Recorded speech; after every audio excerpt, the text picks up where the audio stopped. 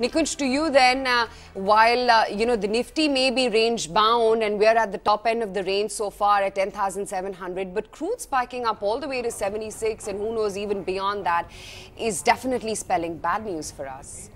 Aisha, what amazes me is that we all know that uptick in crude is bad news for global inflation, and at a time when inflation fear is real, how come markets are not reacting to this uptick in crude? If I would have constructed a scenario, let's say at the beginning of the year, that US bond yields would be at 3%, crude would be at $76 plus, flows would be a bit patchy, and then would have, in a sense, asked everyone to guess the Nifty level, the opinion on the Nifty level would have been sub 10,000. But where are we standing? We are not far away from an all-time high.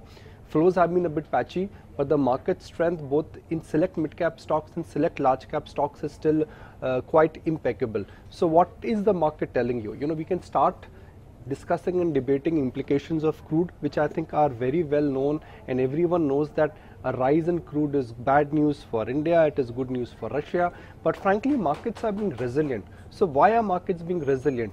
And the only reason why markets are being resilient is because that inherent belief that earnings is turning around is now selectively getting endorsed. Comments from ICICI Bank, indication from Axis Bank, the commentary which has come from TCS, the feelers which we are getting from some of the mid-cap management, that demand is making a comeback. Margin expansion is getting real.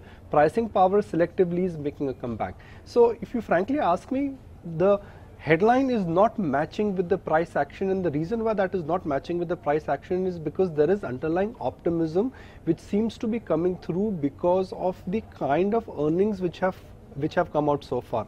What I see, Aisha, going forward is that this market will getting narrower and narrower. Just imagine a funnel, and if you look at the funnel, we were at the top end of the funnel, let's say 3-4 months ago. Everything was rising higher, but now we are reaching the middle part or the lower part of the funnel where only 15-20% of the market will go higher. I think we are going through that kind of a change in scenario where a TCS will do well, HCL Tech will not do well, Kotak will do well, but an Axis Bank will not do well. So that is what we must recognize, that the contours of the market are changing.